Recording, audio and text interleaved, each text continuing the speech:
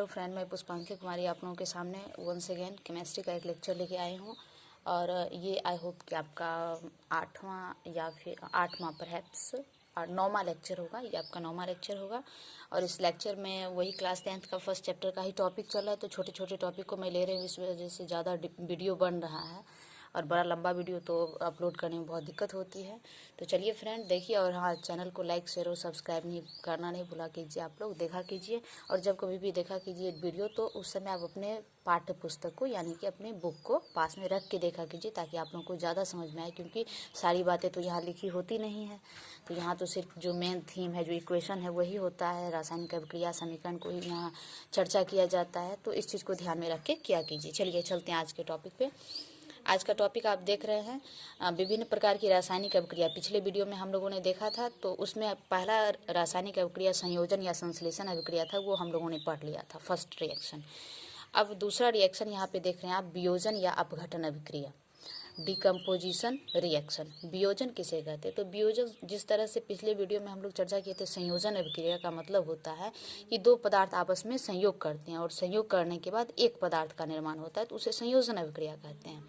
और वियोजन अभिक्रिया जस्ट उसका विपरीत होता है, यानी उल्टा होता है। तो वियोजन अभिक्रिया में कोई बड़ा सा एक यौगिक टूट जाता है, और उसके टूटने से दो या दो से अधिक सरल यौगिक बनते हैं। तो इसी अभिक्रिया को वियोजन या अपघटन अभिक्रिया कहते हैं, या डिकम्पोजिशन रिएक्शन कहते हैं। तो इसका परिभाषा समझ में आ गया होगा कि वियोजन या डिकम्पोजिशन रिएक्शन, वियोजन या अपघटन अभिक्रिया वैसी अभिक्रिया होती है जिसमें किसी यौगिक के बड़े अणु टूटकर दो या दो से अधिक छोटे अणु का निर्माण करते हैं। इसे वियोजन या अपघटन अभिक्रिया कहते हैं। ये बातें आपको क्लियर हो पा रही है?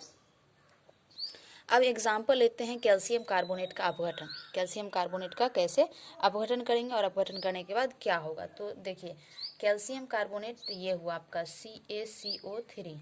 इसको हम गर्म करते हैं, हीट करते हैं, तो यह टूट जाता है CaO कली चूना में, और CO2 कार्बन डाइऑक्साइड में टूट गया। तो ये कैल्शियम कार्बोनेट का अपघटन हो गया। तो कैल्शियम कार्बोनेट एक यौगिक था, एक बड़ा यौगिक था, और इसके टूटने से दो सरल यौगिक का निर्माण हुआ। तो इस अभिक्रिया को वियोजन या अपघटन अभिक्रिया कहेंगे।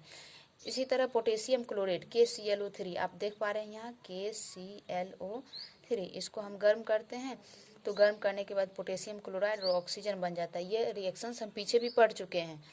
तो एक ही रिएक्शन बार बार रिपीट हो रहा है, लेकिन अलग अलग रिएक्शन के संदर्भ में रिपीट हो रहा है, इस बात को ध्यान रखना है। इसको बैलेंस कर लेते हैं। पोटेशियम क्लोराइड, पोटेशियम 2 हो गया, क्लोरीन 2, ऑक्सीजन 3 दूना 6 हो गया, और यहाँ ऑक्सीजन 3 दूना 6 हो गया, तो बैलेंस है। इसी तरह फेरस सल्फेट की बात हम करते हैं, फॉर्मूला भी हम लिख दिए हैं, FeSO4 × 7H2। इसको हरा थोथा कहा जाता है, यानी ग्रीन विट्रियोल कहा जाता है। हरा थोथा लिख दे रही हूँ मैं, ग्रीन विट्रियोल कहा जाता है। तो देखिए, इसको गर्म करती हूँ मैं, FeSO4 × 7H2O। तो ये पहले, सबसे पहले इसमें जो रवाकरण का जल है, यानी इनटू में जो यहाँ डॉट लगा हुआ, डॉट का मतलब इनटू होता है, तो इनटू में जो जल है वो जल पहले अलग हो जाएगा गर्म करने पे, तो बन जाएगा FeSO4 + 7H2O।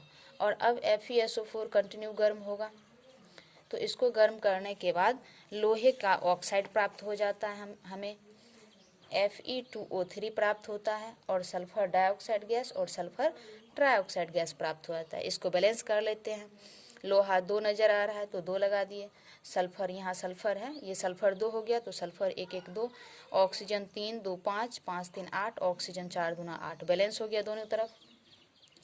अब यहाँ इम्पोर्टेंट बात यह है कि चूंकि ये सारे अभिक्रिया, जितने भी अभिक्रिया हैं, सब ताप के द्वारा कराई गई, यानी यहाँ भी हम कैल्शियम कार्बोनेट में भी ताप दिए हैं, तो यह टूट गया है। यहाँ पोटेशियम क्लोरेट में भी हम ताप, टेम्परेचर दिए हैं, तो यह टूटा है। और यहाँ फेरस सल्फेट में भी ताप दिए हैं, तो यह यहाँ पे फेरिक ऑक्साइड में, सल्फर डाइऑक्साइड में और सल्फर ट्राइऑक्साइड में टूट गया है। तो इन सारे अभिक्रिया में चूंकि ये ताप की उपस्थिति में हुई है, इसलिए इसको हम लोग उष्मीय अपघटन अभिक्रिया भी कहते हैं। उष्मीय अपघटन अभिक्रिया, यानी कि थर्मल डिकम्पोजिशन अभिक्रिया reaction, THER, thermal decomposition reaction. तो थर्मल डिकम्पोजिशन रिएक्शन ऊष्मीय अपघटन अभिक्रिया इसलिए भी इसे कहा जाता है क्योंकि ऊष्मा के प्रभाव से ये सारी अभिक्रियाएं कराई जाती है। वंस अगेन हम चर्चा कर लेते हैं वियोजन या अपघटन अभिक्रिया होता क्या है। तो वियोजन या अपघटन अभिक्रिया वैसी अभिक्रिया होती है जिसमें कोई बड़ा यौगिक गर्म करने पर या फिर किसी अन्य विधि के द्वारा भी कोई बड़ा यौगिक टूटकर दो सरल यौगिक में विभक्त हो जाता है, अलग हो जाता है, तो उसे उसमें वियोजन या अपघटन अभिक्रिया कहते हैं या डिकम्पोजिशन रिएक्शन कहते हैं। तो पहला एग्जांपल हमारा था कैल्शियम कार्बोनेट, इसको हम गर्म किए तो कैल्शियम ऑक्साइड यानी कली चूना जिसको कहते हैं और कार्बन डाइऑक्साइड बन गया। दूसरा एग्जाम्पल था पोटेशियम क्लोरेट, इसको गर्म किए तो पोटेशियम क्लोराइड ऑक्सीजन बन गया। फिर था फेरस सल्फेट, उसको गर्म किए तो इसमें इनटू में जो यह 7H2O जल है वो जल निकल गया जिसको रवाकण का जल कहते हैं। और फिर FeSO4 हुआ, उसे गर्म किए तो फेरिक ऑक्साइड बन गया, सल्फर डाइऑक्साइड और सल्फर ट्राइऑक्साइड बन गया। तो ये सारी अभिक्रिया ऊष्मा की उपस्थिति के द्वारा कराई गई या ऊष्मा देने पर टूटा, तो इसे ऊष्मीय अपघटन अभिक्रिया या थर्मल डिकम्पोजिशन रिएक्शन भी कहा जाता है। तो इस वीडियो में यही रिएक्शन हम रखते हैं। अगले वीडियो में हम दूसरा रिएक्शन वैद्युत अपघटन देखेंगे। तो आप लोग देखिए, आनंद लीजिए और चैनल को लाइक शेयर और सब्सक्राइब कीजिए। Thank you.